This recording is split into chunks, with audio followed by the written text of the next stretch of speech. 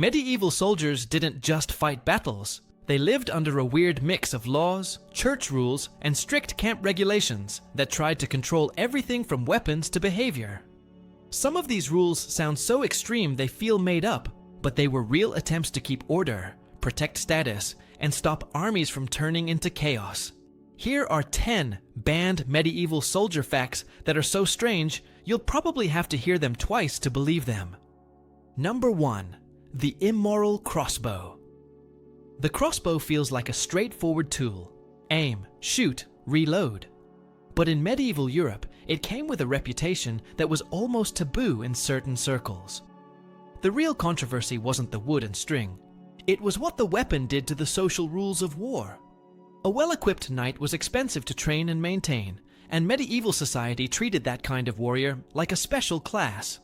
A crossbow threatened that idea because it let a relatively ordinary soldier deliver a deadly hit without spending years building the same skill and strength as an elite archer.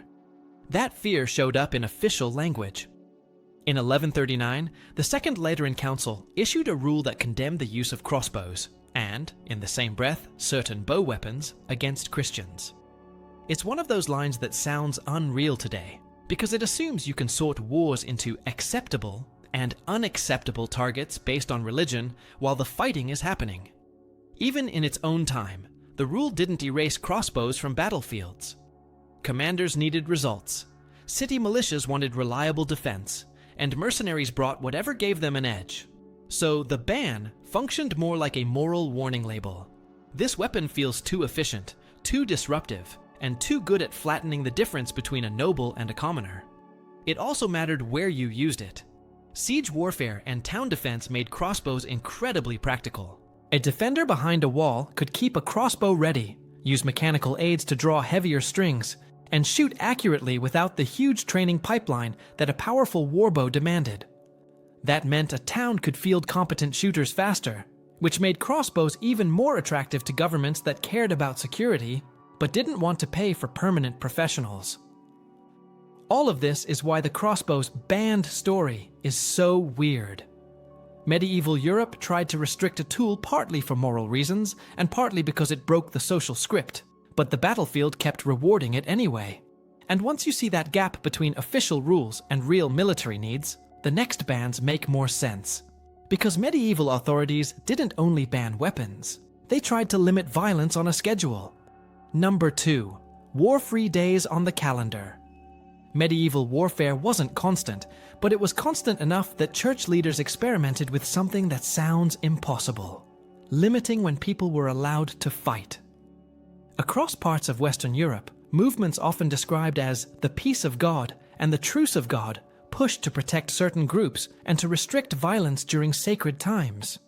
The details varied by region, but the general idea was bold.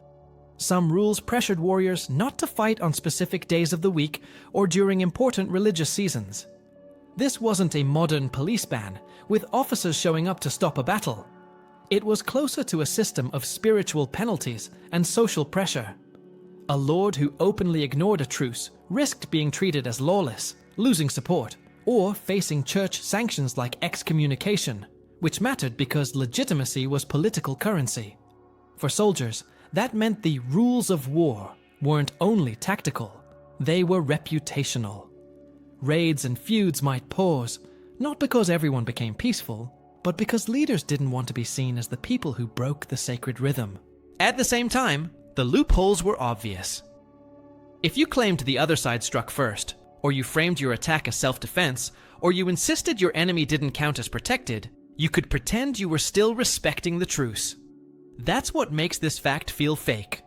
Medieval society tried to place a religious time lock on violence, then developed a whole culture of excuses to keep fighting while still looking righteous. Even when these restrictions failed, they changed behavior by forcing leaders to justify actions in moral language, and soldiers lived inside that messaging. You could be ordered to hold back not because it was safer, but because it looked better. You could also be pushed to strike quickly before a forbidden day arrived, like a deadline. So the ban wasn't just about peace, it was about controlling the story of who deserved to be called honorable. And the same tension, honor versus reality, shows up in a place most people think of as harmless: tournaments, which were sometimes treated as so dangerous that authorities tried to ban them like a public threat. Number 3. Tournaments that were officially off limits. Modern images of tournaments focus on colorful jousts and polite ceremony, but many medieval tournaments were rough, expensive, and genuinely risky. Early tournaments often included large group melees that looked more like organized chaos than a clean sport. People got injured, horses were lost, and reputations were destroyed in front of crowds. Because of that, church leaders and rulers sometimes condemned tournaments and pushed bans or heavy restrictions. In some places and periods, men who died in tournaments could be denied normal burial rites, which is a shocking penalty for something that looks like entertainment.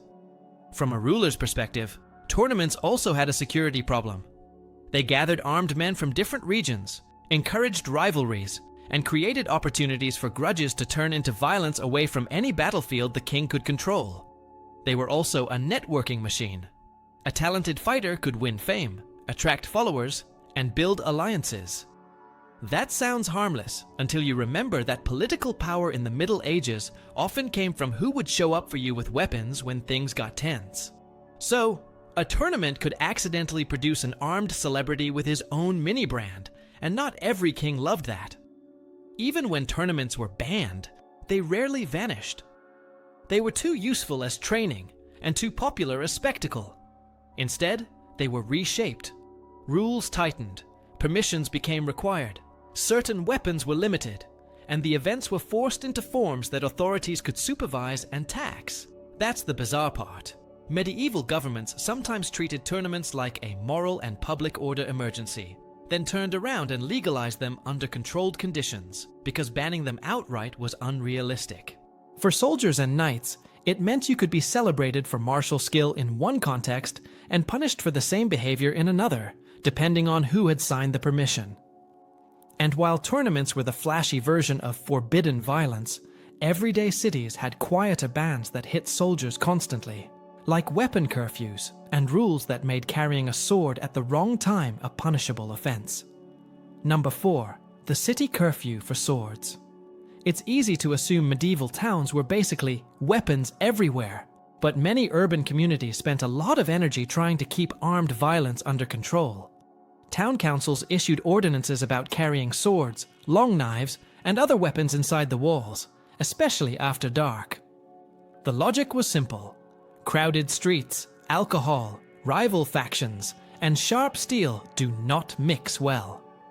Some places used the medieval equivalent of a safety feature, peace bonding a weapon. That meant tying a sword into its scabbard so it couldn't be drawn quickly.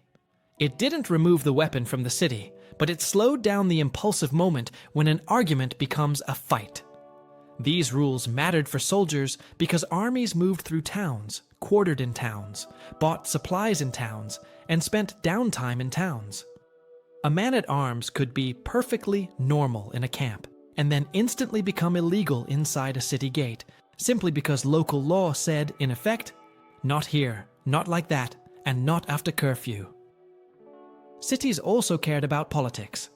A noble's armed followers could intimidate local courts, disrupt trade, or escalate disputes. So city governments often insisted on their own authority, even when dealing with high-status visitors. Enforcement could be practical: fines, confiscation, or a night watch stopping suspicious groups. And the rules were often picky in a way that feels modern. Certain weapons allowed for travel, forbidden for public gatherings, allowed in daylight, forbidden at night. Number 5. Dress codes for warriors. Medieval Europe had sumptuary laws, rules that controlled clothing and luxury items based on rank and wealth. At first, this sounds like petty fashion policing, but in a society with limited literacy, clothes were a loud social signal. Fine fabrics, rare dyes, expensive fur, gilded accessories, and elaborate decoration announced status instantly. That mattered for the military world because soldiers and knights didn't just fight. They performed identity. A man who looked important was more likely to be treated as important, whether he was negotiating, recruiting, or simply trying not to be pushed around. Sumptuary rules tried to stop people, especially successful commoners, from buying a higher identity with money. In some kingdoms and cities, wearing certain furs or cloth types was restricted to nobles of specific rank. Excessive luxury could be fined, confiscated, or publicly criticized. For a soldier who had been paid well, or who had gained prizes and gifts, the temptation to upgrade was obvious. A better belt, brighter cloth, a richer cloak, or showier gear could change how people treated you. Authorities worried because blurred status lines created social friction. If a wealthy soldier dressed like a minor lord, the difference between who commands and who obeys got fuzzy, and medieval elites hated fuzzy. These rules also tied into the idea of livery, wearing colors or badges of a household. Sometimes it was encouraged because it made loyalty visible. Sometimes it was restricted because visible private power looked threatening. So the banned fact here isn't that medieval people cared about clothes. It's that clothing could be treated like a public order issue, and a fighting man could be punished not for losing a battle, but for wearing the wrong level of luxury in the wrong place. And if that sounds controlling, consider the next step. Some governments tried to control not just what you wore, but how you spent your free time. By discouraging popular games so more men would practice a weapon the state depended on. Number 6. Banning games to build better archers. In parts of late medieval England, the longbow became such an important military advantage that rulers pushed for widespread archery skill across the population. Good archery wasn't something you picked up quickly. It required strength, technique, and muscle memory built over years. So authorities leaned on laws and local expectations to keep men practicing, often on Sundays and holidays when people had time. Alongside that push, there were repeated efforts to discourage or restrict activities seen as distractions, especially popular games that pulled young men away from the archery field. Some of those games were rough, crowded, and likely to cause injuries or fights anyway, which made them an easy target. Others were tied to gambling and time wasting. The result looks bizarre on paper. A government effectively saying, "Stop playing, start training," as if leisure itself were a national security problem. For medieval soldiers and militiamen, this mattered because many fighters were not full-time professionals. They were tradesmen, villagers, and townsmen who could be called up when needed. A kingdom that wanted a large pool of competent archers without paying for a standing army had a practical solution: shape everyday life so military skills grew in the background. It also reveals a blunt truth about medieval rulemaking. Bans often aimed at behavior, not just equipment. The state wasn't only trying to build better fighters, it was trying to build the kind of society that could produce fighters on demand. And once those part-time soldiers were in the field, commanders faced a different problem: how to keep hungry, bored, stressed men from turning into a roaming disaster. That's why some of the strictest banned soldier behaviors were about loot. Number 7. Looting without permission was illegal. People often assume medieval armies were basically paid in plunder, and plunder certainly happened, but many commanders tried to ban uncontrolled looting because it wrecked campaigns. An army that scatters to steal is an army that stops being an army. It loses formation, discipline, and the ability to respond fast. It also turns local civilians into enemies, destroys supplies the army might need later, and poisons alliances. That's why many surviving ordinances of war, campaign rulebooks issued by kings, princes, and city commanders, include strict limits on pillaging. The wording could be blunt: no taking goods without authorization, no stealing from friendly territory, no robbing fellow soldiers, no attacks on protected places like certain religious sites, no burning property just for fun, no wandering off the march to find valuables. Even when leaders intended to allow plunder, they often wanted it controlled, collected after a capture, divided by rules, supervised by officers, and taxed or recorded. To a modern ear, it sounds like trying to regulate chaos with paperwork, but that was the point. Make profit predictable, keep violence aimed, and stop the army from imploding. For soldiers, this created a weird moral map. Taking from one place might be treated as a crime, taking from another might be treated as a reward, and the difference depended on politics, not on the act itself.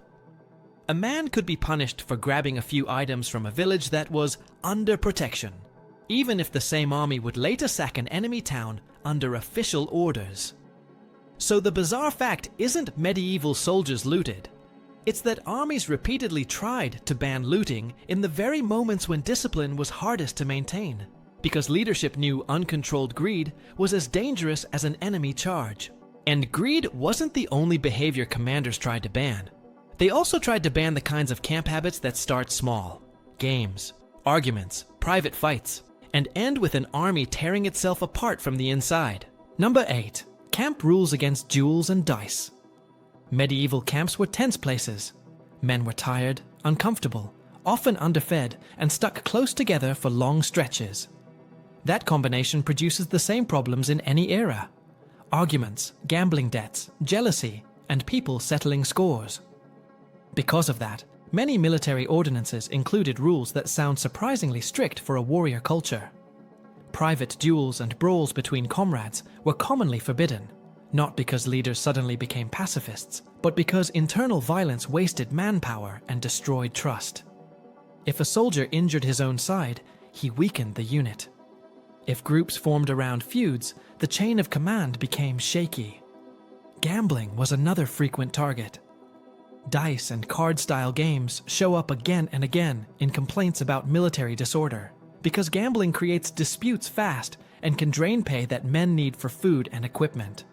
Some commanders tried to ban gambling outright during campaigns, or restrict it to certain times and places. For the same reason, modern teams ban risky behavior during a season. They don't want distractions turning into emergencies. You also see bans on carrying drawn weapons in camp, bans on threatening civilians in friendly territory, and bans on leaving your assigned place without permission. To the soldier, this could feel like being told to act like a monk while living in mud with a weapon on your hip. But from a commander's view, it was basic survival. An army that can't control itself will lose before the enemy even arrives. What makes this fact feel fake is the contrast. Medieval culture celebrated personal honor, yet armies often tried to suppress personal honor fights because they were strategically stupid. And the harshest camp bans weren't even about pride or money. They were about one job that every army depends on, and every tired soldier is tempted to mess up: guard duty. Number 9. The deadly serious ban on sleeping on watch. Across many medieval armies, one of the most unforgivable offenses was failing your watch.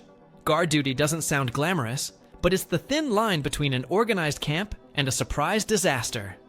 In a world without floodlights, radios, or modern alarms, the night watch mattered even more. That's why ordinances of war often treated sleeping on watch, abandoning a post, or wandering away from your assigned guard area as crimes punished far more severely than people expect. To a commander, it wasn't a small mistake. It was giving the enemy a free opening, an opening that could wipe out the whole force, including the very men who were supposedly protected by that guard line. This is one of those rules where the ban is simple and the reality is brutal. Don't fall asleep, don't leave, don't get distracted. And it could apply to everyone, not just low-ranking men.